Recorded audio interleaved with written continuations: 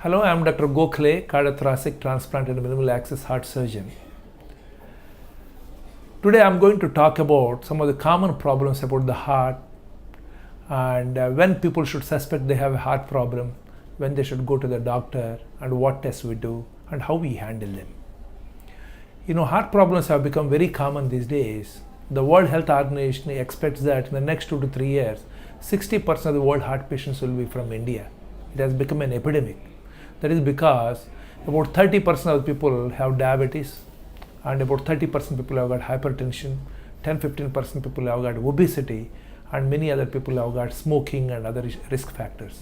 All these things, the stress and risk factors are ending up in heart problems at the end of the day. So we always say that anyone who is more than 35 years of age should go for health checkups regularly even if they don't have symptoms, once in 2 to 3 years. And I insist that all people should go for health insurance because you never know when you need them. Now people ask me, doctor, I have got a pain on the right side of the chest, I have pain on the back, is it heart problem? See, the commonest thing we have to worry about heart is mainly about the heart attacks. See, for the purpose of the heart is it pumps blood to the body so that all the organs in the body work normally. When it is doing that, it also requires blood supply, it also requires oxygen, it also requires nutrients, glucose for it to work. For that, it supplies itself through 3 blood vessels. One on the front of the heart, one on the right side, one on the left side of the heart. If the 3 blood vessels are working normally, blood is going through that to the heart, then the heart can function normally. Sometimes these blood vessels get blocks. When they get the blocks, people start having certain symptoms. Sometimes they may suddenly come with heart attacks, but most of the time they give warning signs. What are those warning signs? Whenever someone who is otherwise healthy before now starts getting a little breathless when they are doing the same walk as they were walking before. Previously they were comfortable, they were walking say about 2 kilometers, comfortable. Now when they walk for a kilometer, they get breathing difficulty suddenly. And again, sometimes they get chest pain, especially on the left side of the chest, going to the left hand or going to the left side of the neck, sometimes to the right hand. And when they stand for a few minutes, the pain subsides, the discomfort subsides. It is called angina.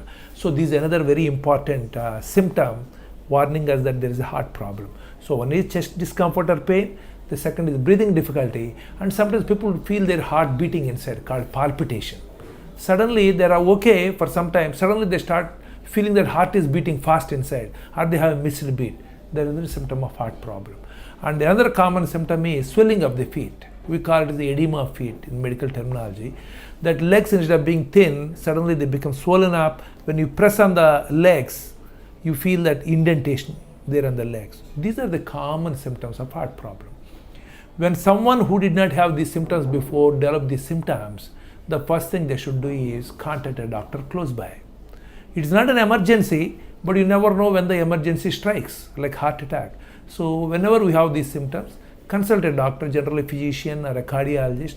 Once you go to them, they will do a few basic tests. They will ask you if you have got a diabetes, if you got a hypertension, are they under control or not, or do you have a family history of heart problem, or the type of dietary habits you have, and what about your weight, are you overweight or okay?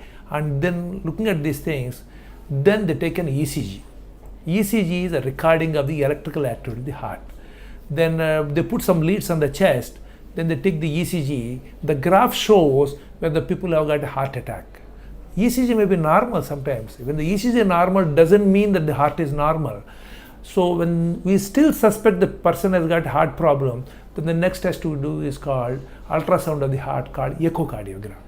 We put a probe on the chest, look at the heart. Is the heart pumping normally? Are the valves inside the heart working all right? So are there any other problems? Then we look at that. That gives us some suggestion. If there are abnormalities in the ECG and the ultrasound, echocardiogram, then we know for sure that the people have got heart problem. But even if they are normal, we still talking to the patient, we have a suspicion that this patient has been having diabetes, looks like it is a heart problem. Then what we do a test called treadmill test. We put the ECG leads, make them walk on a treadmill and increase the speed. When you are walking fast, the heart rate goes up, heart requires more blood supply. At rest, there may be adequate blood supply through a narrowed pipe. But when they start walking fast, heart rate goes up to 110, 120, 130. It requires more blood supply. But these blocked vessels cannot supply extra blood. that is when we start seeing ECG changes. So if the treadmill is positive, then go for a test called angiogram, coronary angiogram. The cardiologist puts a tube from the hand through an artery into towards the heart. Then at the mouth of that blood vessel to the heart, he injects a dye and then takes special X-rays. In that X-rays, we will see if there are blocks, are they clean, if there are blocks, where are they located, how many are there, is it patient requires something urgently, or can we leave their own medical management. Once we find blocks, there are 3 types of treatment that are available. One is continuum medicines.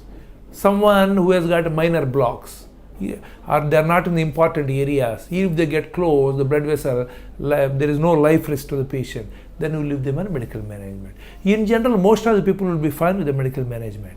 But if the blocks are tight in the major blood vessels, then we have 2 other options called angioplasty stenting or bypass surgery. And we try to do angioplasty if there is 1 or 2 blocks. They are not very critical, but technically it is possible to put a balloon, open them up, and then put a spring-like thing inside so that they don't recoil back. So depending on the technical feasibility, location, we go for angioplasty most of the times. However, there are times there are multiple blocks, especially the patient is a diabetic patient, and there are blocks in locations where angioplasty is dangerous. For example, there is what is called left main coronary artery. The blood vessel on the front of the heart and on the left of the heart, they come as one pipe, then they divide into 2. This one pipe, initial pipe, is called left main. If there is a block in that, best thing is to go for bypass surgery. Or again, if the heart function is already weak from previous blocks, all the 3 blood vessels are blocked, person is diabetic, then surgery gives better long-term results compared to angioplasty. So the cardiologist and surgeon see the angiogram, see your clinical picture, then we take the decision which is the best treatment. Please follow them up. And other thing very important to remember is, whatever treatment we give for these people, don't think that once for all it is cured. We get fever, malaria, we can be cured. And you get cough and cold, you can get cured, but not heart problems. When there are blocks in the heart, you have to remember we have to take lifelong medicines, lifelong precautions so that new blocks don't come. Now there is a block in a pipe, there is a pipe here, there is a block here, blood is not going. Then we put in bypass or do an angioplasty. But so there can be a block in this, there can be a block in the pipe we put in, these things can happen in future. So you have to take a lot of precautions like controlling diabetes, controlling hypertension, then avoiding fast foods or high cholesterol foods, then doing some regular exercise, going to the doctor for regular checkups. They do some tests regularly and make sure the dose of the drugs are adequate. If necessary, they will increase them. And see, you need to look at some stress busters like meditation, some exercise, all this, stop smoking and control obesity, avoid overweight. All these are very, very important. Just not medical management or angioplasty or surgery will not fix your problem. If one has a problem, then they have to take all these precautions. Then the treatments will last for next 10 years, 20 years, 30 years, 40 years. One can live comfortably, take care of themselves, take care of their family. So this prevention aspect is very, very important, even for those who have got a problem. Now there are many young people, when I go to software companies, schools, when I talk to them about prevention, how to avoid heart problems, they ask me, what do we need to know? It is for people who have got heart problem or someone who is about 40 years, 50 years. Remember, the prevention for heart problem should start at a very young age, at a school going age. These days children are so busy carrying heavy books and going to the schools where there are no playgrounds. It is not right. Parents should seriously look at this. You should give them good physical activity. If they are healthy now, they start doing these physical activities, then only they will maintain them at a later stage. Now if they don't do physical activity, after 10-15 years, suddenly you ask them to do physical activity, they will never do that. Prevention should start early. Especially when autopsies were done on children who died in accidents at the age of 8 years, 10 years, and the doctors found that there are already blocks in the blood vessels. They start as early as 5 to 6 years of age. So the prevention should start at childhood. Just because someone is 20-25 years doesn't mean that we don't need to do physical activity. You need to do physical activity. You should stop smoking if you are smoking, and stop alcohol intake.